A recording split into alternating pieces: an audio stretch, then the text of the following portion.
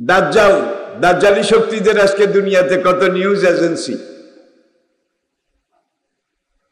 Voice of America, BBC, CNN, Reuters, শত শত নয় হাজার হাজার, সবগুলো দাজ্জালদের পরিচালিত, ইসলাম আর মুসলমানের বিরুদ্ধে।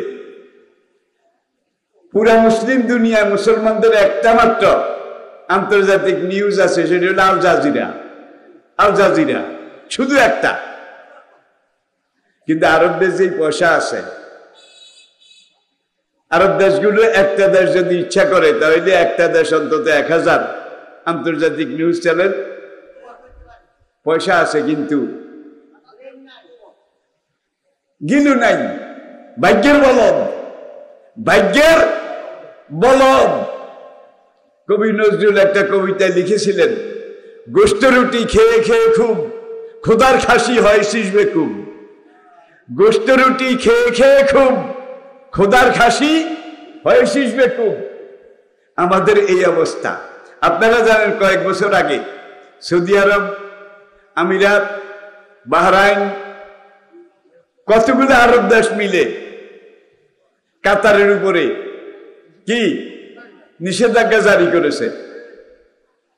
যেই কাতারে আল জাজিরা, এবং এই নিষেধাজ্ঞার মধ্যে ছিল আল জাজিরা আন্তর্জাতিক নিউজ এজেন্সি, এটা বন্ধ করা লাগবে, এটা বন্ধ করতে হবে। এইটা সৌদি আরব, আমিরাত, তাদের শেখদের কথা না, কথাটা কিন্তু ওইখান থেকে এসেছে, এদের মাথা দিয়ে বাইর হয়েছে।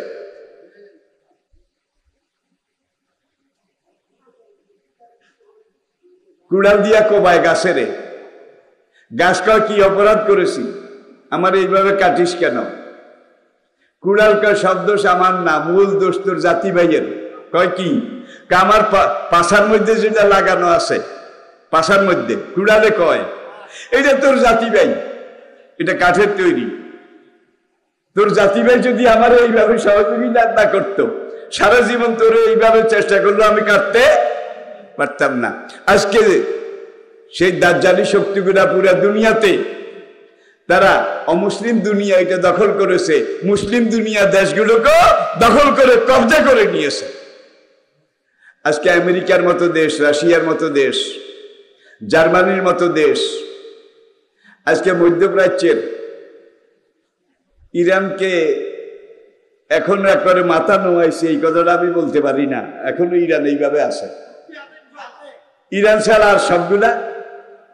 এরপর আসেন আফগানিস্তান, রাশিয়া একাধারে 10 বছর যুদ্ধ করেছে, আর Russia second super power of the modern world, বর্তমান দুনিয়ার সেকেন্ড কুতুব চিনেন?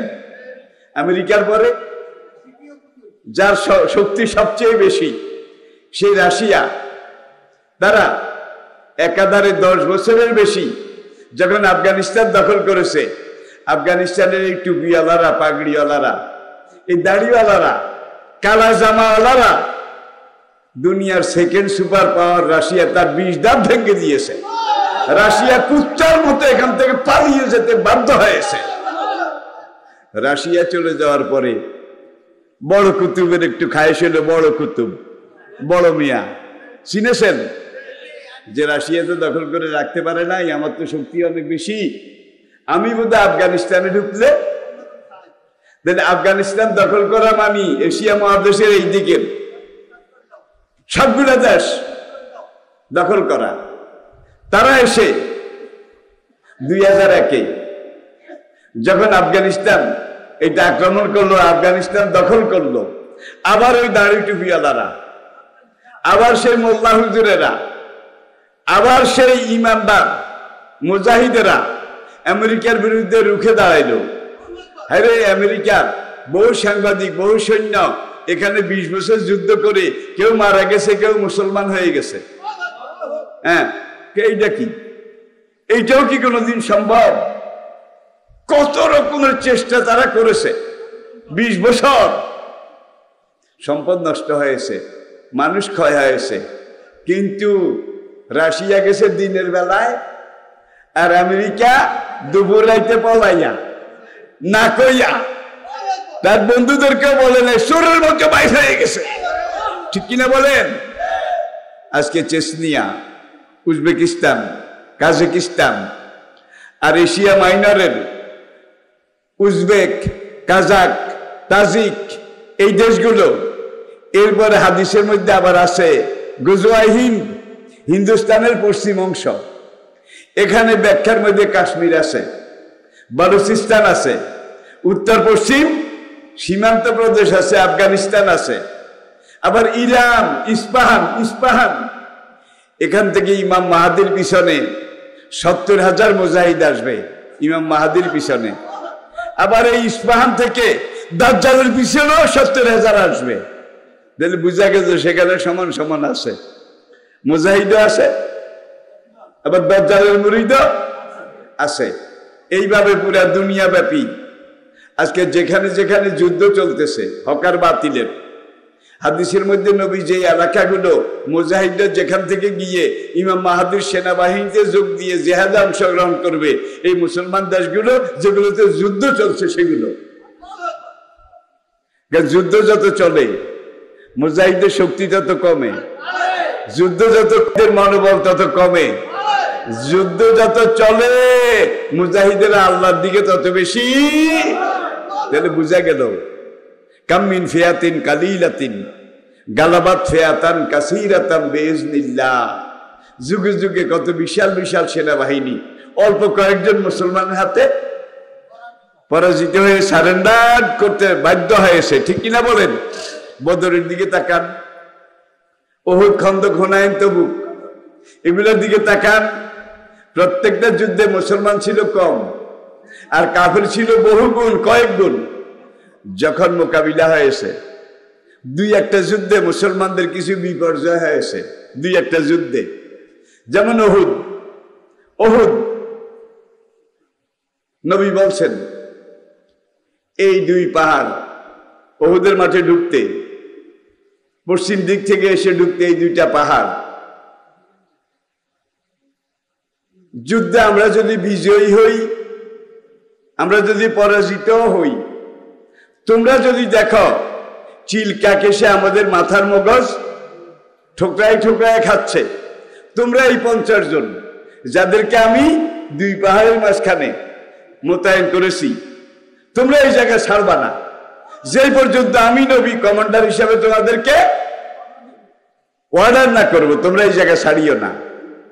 সাহাবারা এই জায়গাটা ছেড়ে দিছে, 9 জন 10 জন সেখানে ছিলেন, বাকি 40 জন গনিমত, কাফেররা প্রথম মাইর খেয়েছে, গনিমত এটার জন্য এসেছে। খালিদ ইবনে ওলীদ তখন তাদের সেনাপতি ছিলেন, তিনি ইসলাম গ্রহণ করেননি তখনও, পিছন দিয়ে ঢুকে ওই পাহাড়ের মাঝখান দিয়া এই 50 জন যদি সেখানে থাকতো ঢুকতে পারতো না। উহুদে আল্লাহ মুসলমান করে কিছু মাইর দিছে, মাইর বুঝেন, মাইর দিয়া কইছে সেনাপতির আদেশ অমান্য করলি কেন, সামনে যেন আমার না হয়। এরপর অনেকগুলো জেহাদ গেল, গাজোয়া গেল, মক্কা বিজয়ের পরে হুনাইন এই যুদ্ধে কাফেরের চাইতে মুসলমানের সংখ্যা বেশি ছিল, হুনাইনে মুসলমানের সংখ্যা বেশি ছিল।